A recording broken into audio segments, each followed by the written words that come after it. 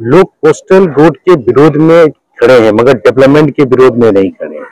ये coastal road जो बनने जा रहा है उसके सभी मुझे लगता है बेलापुर के रहवासी सभी सपोर्ट कर रहे हैं, मगर जो ये रोड पे है, जो यहाँ 30 साल की लोगों की मेहनत है, जिसको सजाया है, प्लांट है, रोड है, घर को, आज वो उजड़ने के कगार पे, इसलिए लोग आज विरोध में खड़े हैं। आज जब ये डीपी बन रहा था, यहाँ के लोकल विधायक उस डीपी में मौजूद थे, उस समय इस डीपी का लोकल विधायक ने विरोध नहीं किया। ये सरकार अपने मन की बात करती है, लोगों के दिल की बात सुनने को तैयार नहीं है। हमने सिडको से प्लान मांगा, आपका प्लान क्या है, तो बोलते हैं मैं इसी रोड पे यूज करूंगा। लोगों का वोट चाहिए पर लोगों की मर्जी नहीं चाहिए। लोगों की मतलब पूछने की उन पे हौसला नहीं हो रहा है कि लोग क्या चाहते हैं। अगर आपको डेवलपमेंट करना है, सामने समुद्र तल है, उस पर आप ब्रिज बनाइए। इस रोड को क्यों इस्तेमाल करना चाहते हैं? ये रोड यहाँ के रहिवासियों का है, जो पूरे बेलापुर, नवी मुंबई के लोग सुबह जॉगिंग ट्रैक करते हैं, उनके लिए है। आज उस रोड को उजाड़ने जा रही है, इसलिए ये लोग आज यहाँ विरोध में खड़े हैं।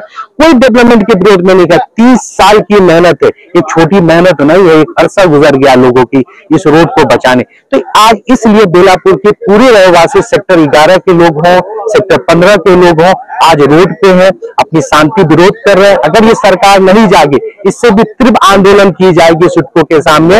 ये सरकार को किसी तरह इस प्लान को कैंसिल करना होगा।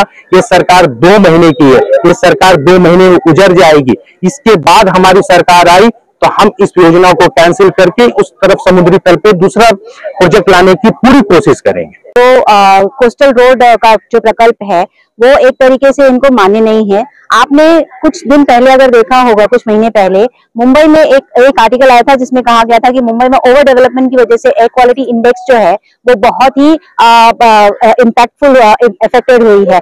आप यहाँ पे देख सकते हैं, अगर आप अपना कैमरा घुमाएं तो यहाँ पे एक पूरा एनवायरमेंटल जोन बनाया है, एक पूरा पीसफुल जोन बनाया हुआ है, और ये सिडको ने नहीं बनाया है, ये यहाँ के रहवासियों ने बनाया है। लेकिन मैं आज की तारीख में सिडको इसी को यूज करके उसको खराब करने की कोशिश कर रही है, जिसके विरोध में आज यहाँ पे लोग आए हैं।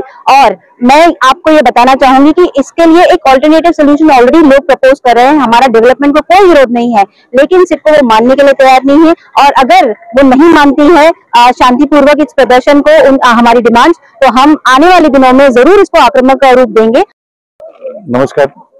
आमचा विरोध जो आहे तो सेक्टर 15 आणि 11 मधला जो हा एक्झिस्टिंग रोड आहे, जो या मॅनग्रोव्हला लागून आहे, आणि जे लोक आज सेक्टर 11 आणि 15 मध्ये लोक जॉगिंग ट्रॅक आणि सकाळच्या वॉक साठी हजारो लोक हा रोड वापरतात. तर हा रोड मेन रोड हायवे म्हणून वापरू नये म्हणून आमचा प्राथमिक हा विरोध आहे. दुसरा विरोध आमचा इकडच्या झाडा तोडणीला आहे, आणि सिडको जे आज हायकोर्टात गेलेला आहे मॅनग्रोव्ह कापण्यासाठी, त्या गोष्टीलाही आमचा विरोध आहे. कारण इकडचं पूर्ण ब्युटिफिकेशन आणि मॅनग्रोव्ह कापल्यानंतर जो धोका ह्या इकडच्या रहिवाशांना होणार आहे तो थांबवण्यासाठी म्हणून आज ही मानवी साखळी सेक्टर 11 आणि 15च्या ह्या सगळ्या रहिवाशांनी इकडे तयार केलेली आहे, आणि आम्ही याला पूर्णपणे जोरदार विरोध करणार आहोत. कुठल्याही परिस्थितीमध्ये सेक्टर 11-15 मधला रोड हा आम्ही त्यांना heavy traffic main road highway म्हणून वापरला देऊ देणार नाही आहोत आम्ही, आणि कुठलंही झाड कापलं जाणार नाही. विषय दुसरा असा आहे की आज इकडचे जी सत्ता आहे, जी शिवसेना भाजपाची, यांना हे दर आठवड्याला महानगरपालिकेमध्ये मिटिंगला जातात. यांना प्रत्येक आठवड्याला माहिती पडते की डे टू डे काय त्याच्यामध्ये डेव्हलपमेंट होत आहे, डीपी मध्ये काय. त्यावेळेला का विरोध केला गेला नाही या गोष्टीसाठी? आज लोक रस्त्यावर उतरल्यानंतर सरकारमधली लोक येऊन आज त्याला विरोध करतायत, हे काहीतरी चुकीचं होतं.